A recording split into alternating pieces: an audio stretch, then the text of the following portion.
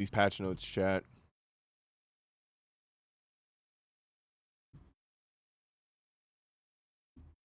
Coming at you faster than my iron rank placement. It's patch notes 0.5.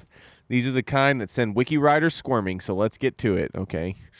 All rifles have been updated to make single tap and burst fire mode more efficient. Okay. The idea here is to support the viability of all rifle shooting styles, tap, burst, spray, when used in optimal situations. This is tied to gun recovery time, which we will touch on more in the notes below. Sage, Cypher, Omen, Viper, Brimstone, and Phoenix have all undergone changes. Whoa! In part to better align them with their intended roles and to balance abilities that we found to be either too weak or too powerful in common situations.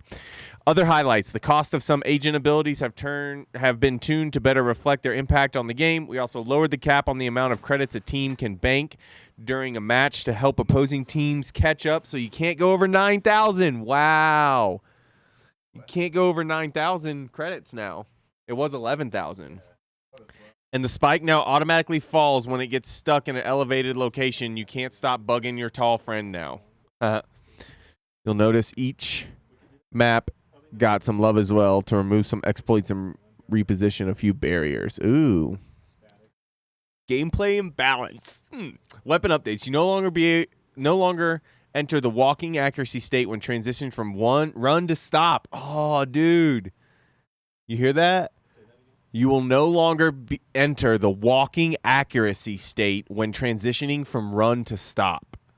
You have to be walking to get walking accuracy. You can't be running, stop, and get walking accuracy. Dude, that might fix so much shit, dude. Yeah, that's a huge change. Yep. We noticed many players were entering a walking state during their run to stop transition that made it appear as if shots they fired and landed were done at full speed. Yeah. Woo! Yeah. Finally. Dead zone accuracy. Speed threshold increased 25% to 30%. Now that you can't gain walk accuracy while transitioning from a run to a stop, we've also slightly increased the size of the dead zone full accuracy state to make it a bit easier to get an accurate shot out quickly. Interesting. I don't know what that means, really.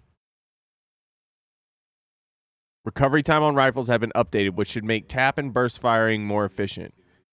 Inaccuracy is accrued anytime the weapon is refired prior to a complete duration of a weapon's respective gun retirement.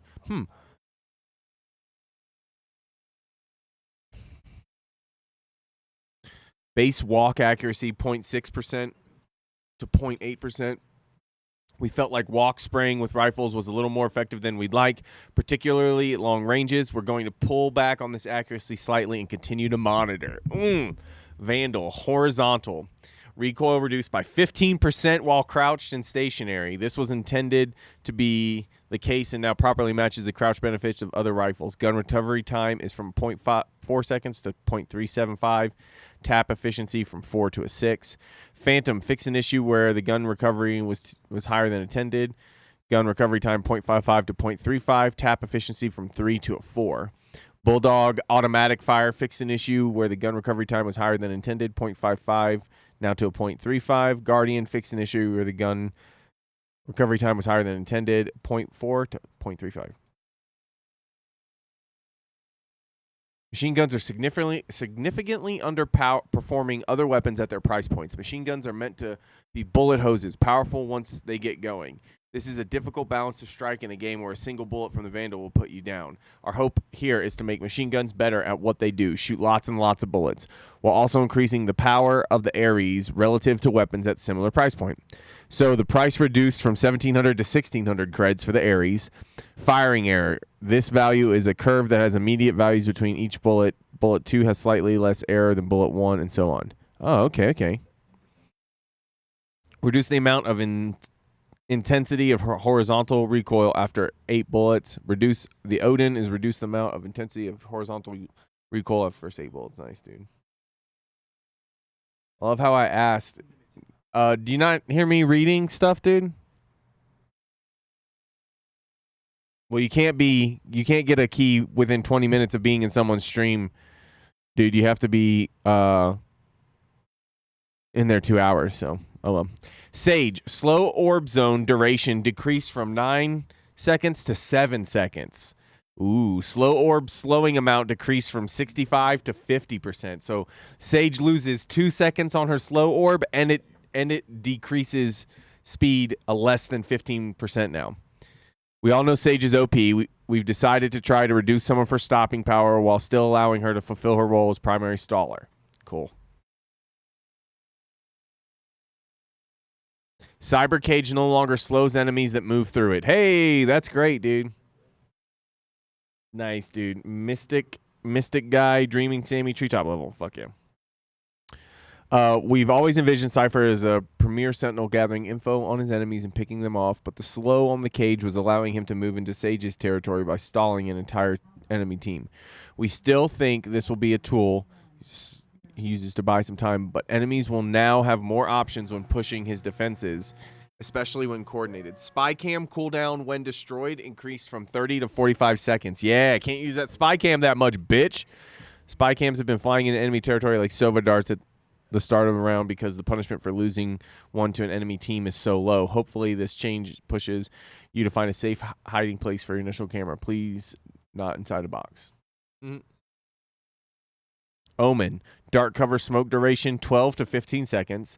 Dark cover smoke projectile speed increased. Dark cover cooldown from 30 to 35 seconds. Especially at high tier play, we've seen Brimstone become the dominant controller, and we wanted to give his peers a boost to make them more viable while hopefully maintaining their unique playstyles. Viper. Snake bite radius increased from 30 to 350 to 450.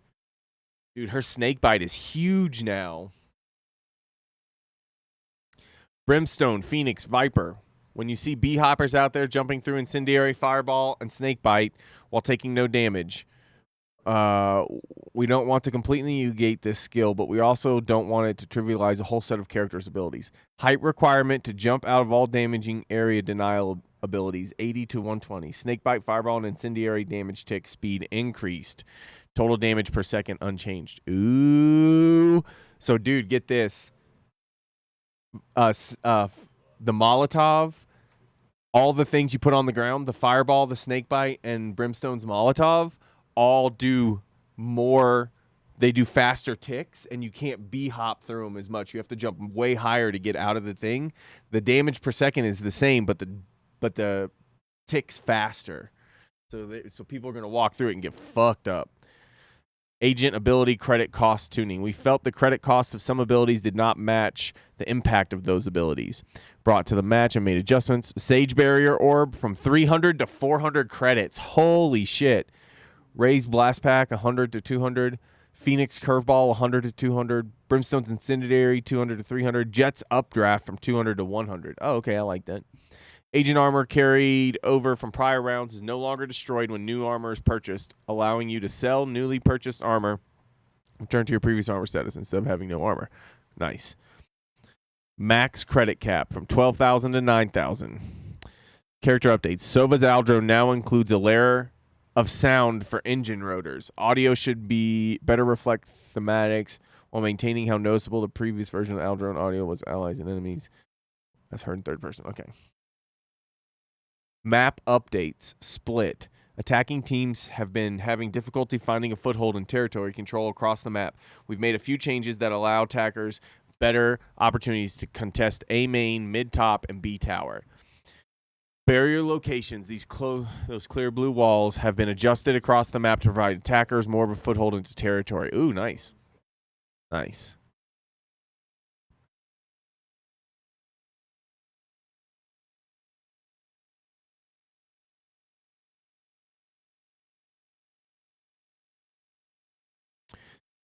Attacker barriers and push forward to A main. Oh, shit, dude. That's awesome.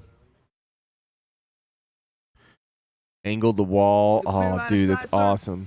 Pack your bags, fellas. War's Even over. a new map exploit is in effect, which will give negative effects on anyone trying to escape the play space. Updated several floor sections.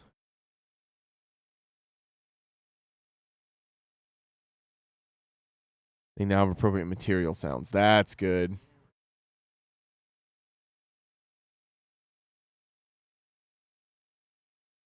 Split Haven Bind. Add fixes a cipher. Spy camera exploits. Thanks to everyone who helped us track these down. Backside of spawn barrier now opaque to prevent some abuse cases. That's awesome. added ability for Spike to automatically fall from elevated boost positions. That kind of sucks because I feel like it's their fault they jumped up and got on that, but that's okay.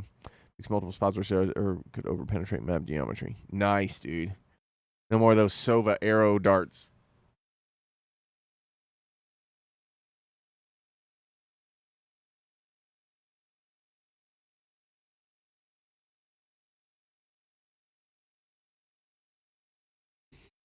Teammate armor is now shown on the scoreboard. When the spike is playing, the spike icon in the upper middle UI now pulses with audio beeps. That's cool.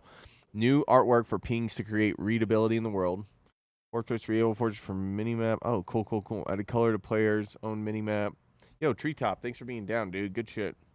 Added regulation of chat messages when using the radio. Slight increase to broken armor text.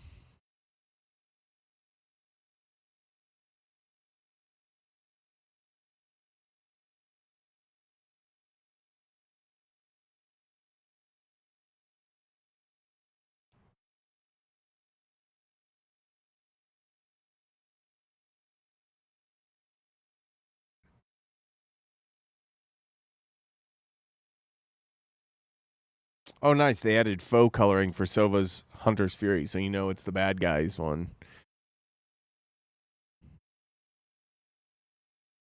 Unknown skins levels now list their individual cost and radio points, and that's cool.